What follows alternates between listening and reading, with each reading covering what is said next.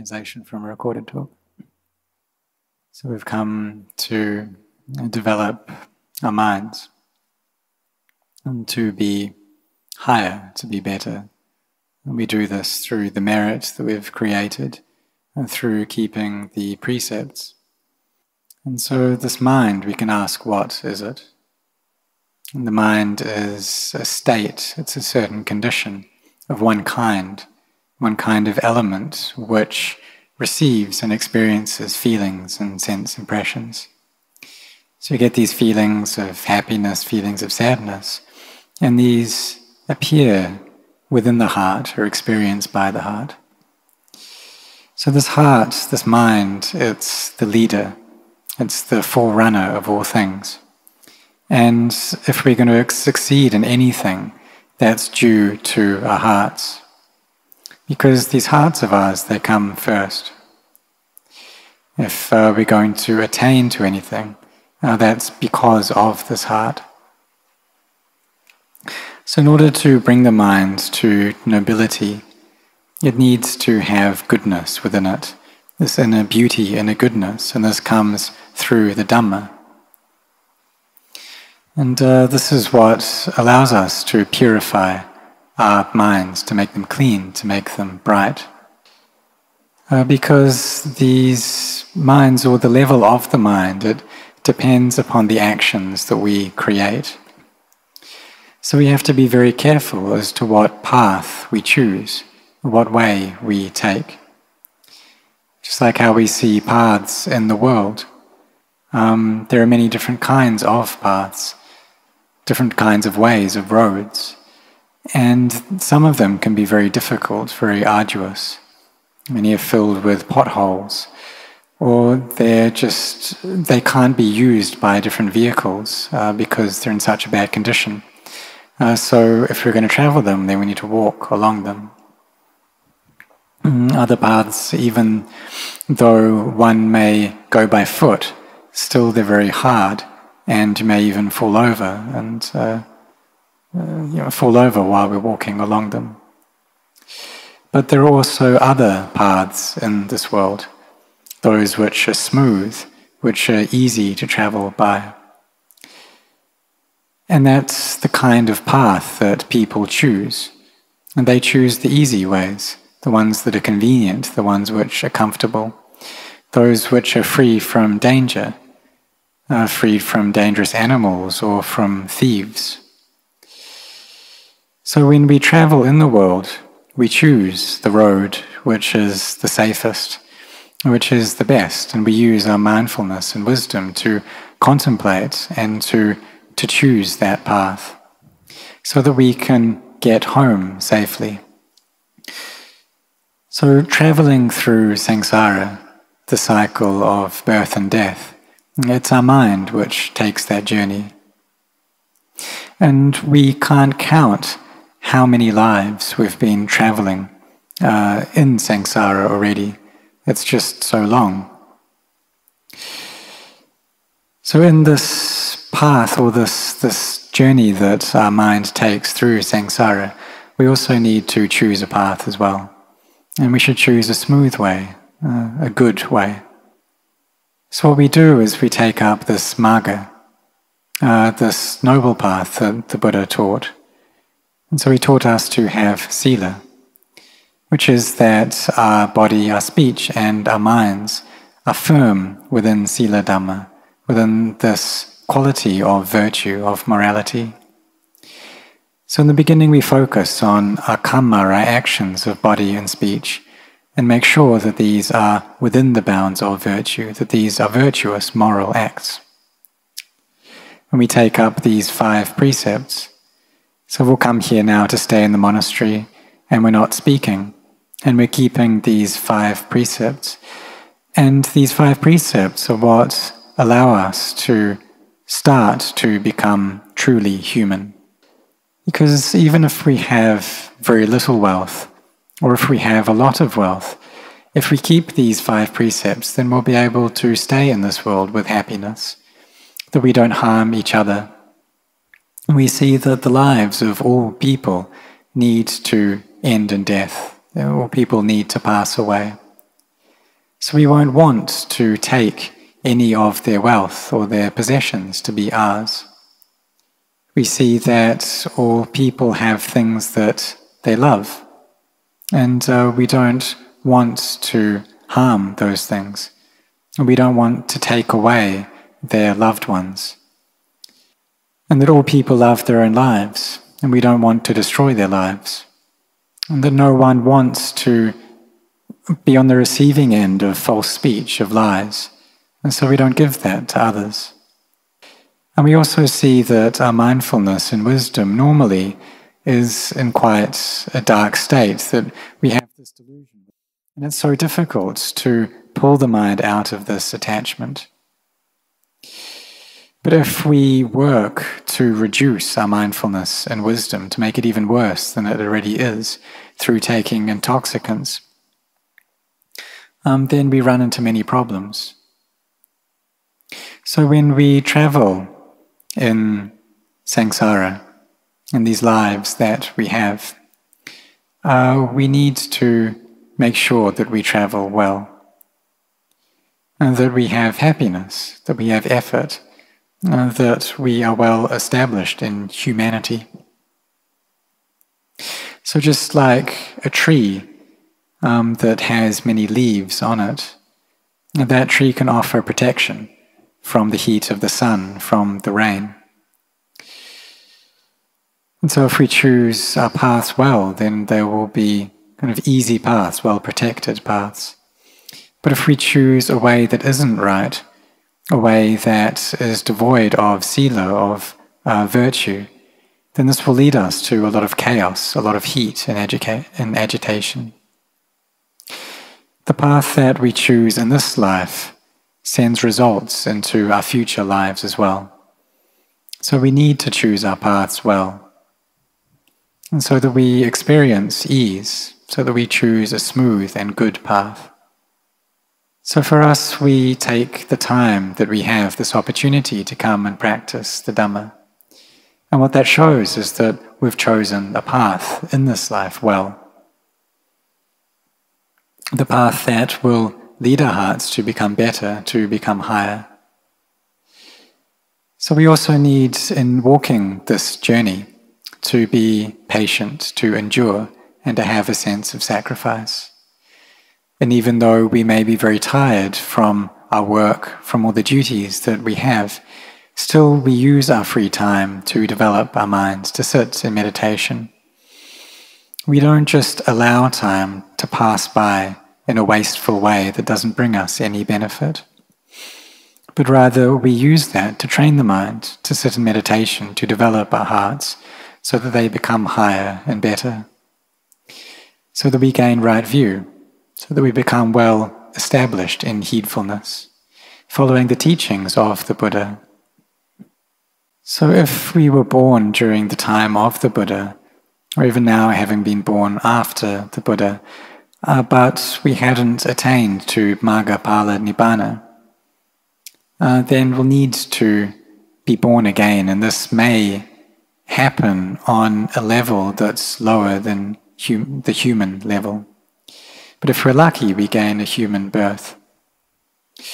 So we do have this fortune, being born as humans and being able to meet with the teachings of the Buddha, that these teachings are still here in this world. So we come and we listen to these teachings, we study them, and then we practice in line with them. And this is what will lead our minds to be higher, to be better. So a human, in Pali, the word for human is manusa, and what this means is a being with a high heart, a high mind. So we train to bring the mind to higher levels. And this will give us a sense of buoyancy and lightness within our bodies and minds. And we do this through creating merit, the merit of generosity, the merit of virtue, and this gives us inner joy, happiness in our hearts. They make our minds lighter and brighter. They bring us out of darkness, out of delusion, to one degree. And the mind in this state is the mind of a deva. So even though we have human bodies, it's possible for the mind to be a deva. And we call this a manusa devo, with the body of a human, but the heart of a deva. It's possible for us to be in this state already, to have this inner goodness, this beauty within our hearts, through generosity, through virtue, and through meditation, and that we do these things as normal parts of our lives. So this is the path that will take us to brightness, to lightness, to make the heart radiant.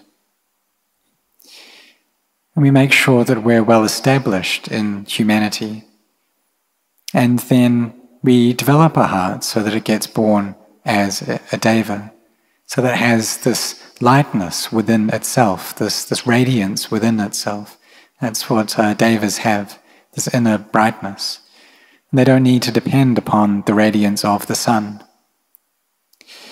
So in choosing a path through life, we need to choose that which develops our mind, which makes it higher and higher, until the mind becomes well established in samadhi, until it's free from the nivaranas, from the hindrances, and able to temporarily put down greed, hatred, and delusion. And then we seek out the things that we're attached to, the things that we really fully cling to as being me, as being mine. And we come to see them as not me, as not mine. You see that all the things of this world are just conventions. That the mind is born into the world and then it attaches and clings to all the things here, to all the things in the world, all these conventional things. And that's what gives rise to greed, hatred, and delusion. But if everyone practiced, they will use their time to devote to this practice, then the hearts of all beings would become beautiful, would become good. And then we see into the real nature of conventions, and through that the heart becomes liberated. It becomes firmly established in faith. This great faith in the Buddhasasana and the teachings of the Buddha, what we call achala saddha, this faith which is unshakable, unwavering. So many people call themselves Buddhists when they have to fill out a form and it asks what religion they are, then many people write down Buddhist. But it may also be the case that their hearts haven't experienced this inner Buddha. If they're asked what religion they are, then they respond, they're Buddhist. Asked what they have faith in, they say they've got faith in the Buddha. They have this respect towards the Buddha to one degree. But it's possible for people to have respect for the Buddha, but still steal. They don't have this sila Dhamma, even though they have this respect in the Buddha, the Dhamma, the Sangha. And they just can't put these teachings into practice. But still, this is good to one degree. But what is better is that people have respect in the Buddhasasana, in the Buddha, the Dhamma, the Sangha, and they also try to put those teachings into practice. And they keep the 5 precepts. Just like for all the people here, you should all try and keep these 5 precepts for the whole of this day. So during the time of the Buddha, there was one thief who had stolen many different things. And the army, or the law enforcement authorities, they were out to catch him. And he knew that it was unlikely he'd be able to escape. So he went into a monastery. And the monk at that monastery, he taught him about taking refuge in the Buddha, the Dhamma, the Sangha. He told him that you've probably got very little time to live. They're going to catch you soon and they'll probably kill you. But at the moment, your mind doesn't have a refuge. And so you should take the Buddha, the Dhamma, the Sangha as your refuge before this body of yours breaks apart. And so through doing this, then his mind was born in heaven. But when that good karma that he had created ran out, then he died. He left that heaven realm. And then he was born into a lower state, into either hell or as a hungry ghost or an asuragaya. And these are states which have a lot of suffering. They're very torturous places to be born into. And so therefore, if we don't want to go to one of these places where we just experience difficulty and pain, then we need to train our minds. We need to get them so that they see the danger in the cycle of samsara. They see the danger in actions of body, speech, and mind which are immoral. And through seeing the harm of this, they become well established in morality, in virtue. And when our speech is well established in virtue, when our actions are well established in virtue, then we gain this complete humanity. So sometimes we do have this faith in the Buddha, the Dhamma, the Sangha. We have faith in generosity, a faith that merit really does give us results. And so being generous and supporting the Buddhasasana, this raises up our minds, makes them higher, brings the heart to a state of clarity, and then we practice to gain inner purity. We're able to abandon greed, hatred, and delusion. So the joy that arises within our hearts comes from the goodness that we create. And when the heart is in a good state like this, then it's on the level of a deva. And no matter how much money we may have, whether it's a lot or a little, there's this fullness to our hearts. We have this inner complete humanity. And the mind can go even higher and be a deva. And there's this great happiness there in that state. But to get there, we need to put in our efforts. We need to have sincerity in our practice. Because in the course of one day, the course of one life, there's a lot of work that we need to do, many duties we need to attend to. But despite this, we need to try to develop this path of practice. We do all our work in order for our bodies to be able to survive in this world. But what about our hearts? How are we going to allow them to survive? And have we found a home for our hearts yet? Maybe we have many physical houses, or maybe it's just one, but these are just external things. But what we need to do is build a home for our hearts. So when we're generous, and we have generosity as just a normal thing that we do in our lives, then this gathers together and stays within our hearts. When we are moral, it's just our normal way of acting, then this goodness, it gets stored within the heart. When we chant, when we meditate, when we bring the mind to stillness and gather it into samadhi, then this is known by the heart, that we know what that's like. That the perfectly self-awakened Buddha, he taught us this, taught us to bring the mind to stillness. And in each day we should spend at least an hour doing this, bringing our mind to stillness, so that we'll know this for ourselves, what this is like, coolness in body, coolness in mind. And it's a kind of happiness that we've never met with before. It's a completely different kind of happiness. So when we train our minds, then this inner joy arises, and it arises right here within the heart. And we call this niramita sukha. It's a kind of happiness which doesn't depend upon external things. It's a goodness and a settledness, a firmness of samadhi which arises within ourselves. So the fully self-awakened Buddha, he taught us this, to train our minds, to train to meditate, to develop our mindfulness so that our minds can be well and firmly established. So we do need to practice meditation in order to make our minds better, to make them higher. And when we have this peace of mind, then the other acts that we do will become more meritorious. So the merit that we gain from our generosity grows. That when we're giving, then we give with a peaceful and bright mind. The wealth that we have gained in order to give that thing, to buy that thing and to give it, that comes from a pure place. And we are giving to someone The person who's receiving it is someone who has Sila Dhamma, who is a moral person. And when we do this, then the benefits that arise from our generosity grows, and we gain a real fullness of heart. And so before we offer, and then we have this fullness of heart. While we're offering, we have this fullness, and afterwards we have this fullness. And this shows that the merit that we're creating through this is complete, it's full. So we develop our barami in this way.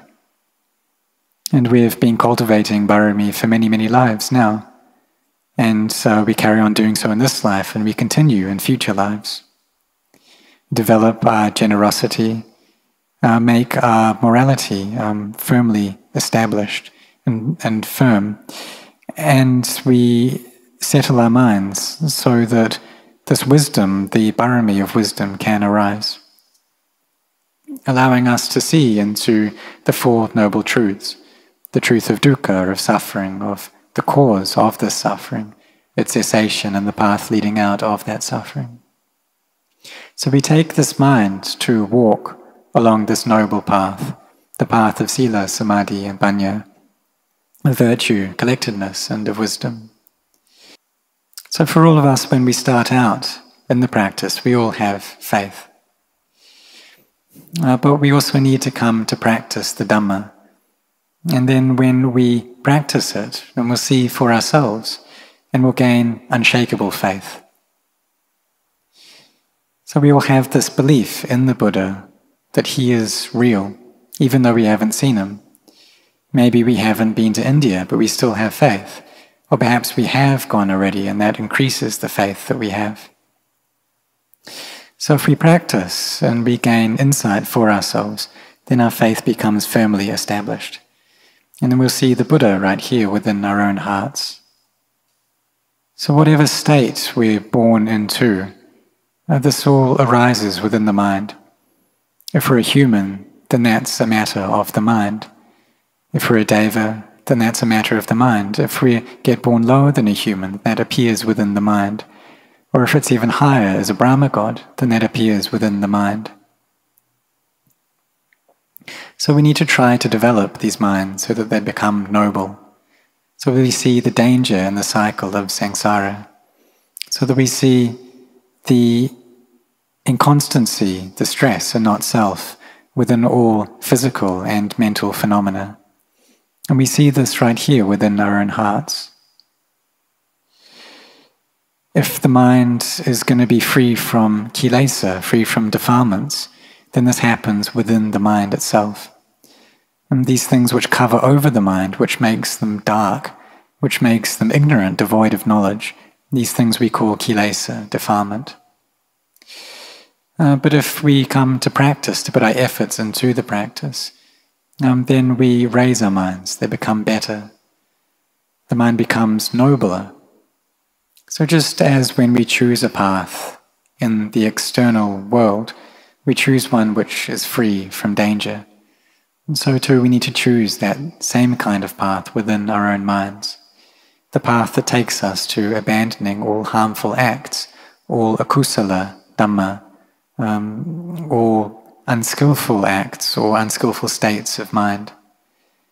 And we take this path which leads us to developing goodness, to developing skillfulness. And we do that through our generosity, through our virtue, through meditation.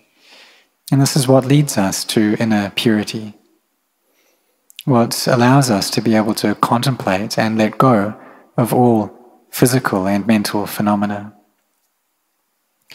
So we see that all people who are born must grow old, must get sick, they must die. And there's nothing at all in the world that they're able to take with them, that we have to leave everything behind. We have to put everything down. So we should try to let go of our attachments to these things. Try to abandon this attachment towards me and other. And if we can experience this for just one moment, then our mind will be able to let go of all its feelings, all its likes and dislikes, and it becomes very spacious and open, radiant at this point, And there's immense happiness that arises within the heart. And it's of a kind which is different from anything we've experienced before. And there's real direct knowledge that arises here. And we should try to train to keep the mind so it stays here at this point. And so that the Dhamma is always arising in front of it, so that it has this clear, unshakable knowledge. We should try to care for the mind so it stays in this state, so that we're seeing the nature of arising and ceasing, seeing to the nature of conventions and experiencing this liberation. See that really there's no us, there's no them. Because if there is a self and an other, then this will create a lot of chaos. So we need to train the mind that is attached to self, and train it to have samadhi, and train it to be a moral self. We take this I that it's attached to, and make sure that this I, this me, doesn't harm anything, anyone. We take the self to develop virtue, samadhi and meditation, so that it raises its goodness, it becomes better. And as we carry on doing this, then we'll meet with the time that we experience not self, just as the Buddha taught. And the mind gains purity, it becomes bright. And just as the Buddha said, that vision arose, insight arose, discernment arose, knowledge arose, light arose. And he gave this, after experiencing the Dhamma, he gave this first teaching to Venerable Anya Kondanya. And so we see that it was no easy feat for the Buddha to be born, for him to be born as a prince, but to give up all of this, his very easy and pleasant life he had, and to go out and to try to find the path that takes one out of suffering, that takes one to direct knowledge of the Dhamma. And then he taught this Dhamma that he found, and he gave that initial sermon to Venerable Anya Kondanya, and said that all things that are of the nature to rise are of the nature to cease. And just through this one teaching, Venerable Anya Kondanya was able to gain knowledge into this. And so the Buddha exclaimed, Kondanya knows, Kondanya knows. And the world shook at this point. So for the Buddha to attain to awakening, and also for Venerable Anya Kondanya to develop the barami, to meet with the Dhamma and realize the Dhamma, it took an extremely long period of time. And so from just this first teaching, he was able to see into the Dhamma. And the second teaching took him to arahantship. And he had developed his barami to a very high level already for a very long time. So for us, we also need to develop our barami as well. And we just carry on doing this, carry on developing our barami, and this is what will take us to knowing and understanding the Dhamma. It's the barami that we've created in the past that's allowed us to be in this situation that we are in this life. And then we carry on developing barami in future lives. Developing this goodness, making sure that we create good karma. And this takes us upon a good course, a course of brightness, of light. And it also brings us happiness here in the present moment. And because when we're generous, when we're moral, and when we meditate, then this brings us happiness. We make sure that the mind is firmly established in goodness, and that it has this virtue and collectedness and wisdom. And we'll be able here to attain to the Dhamma.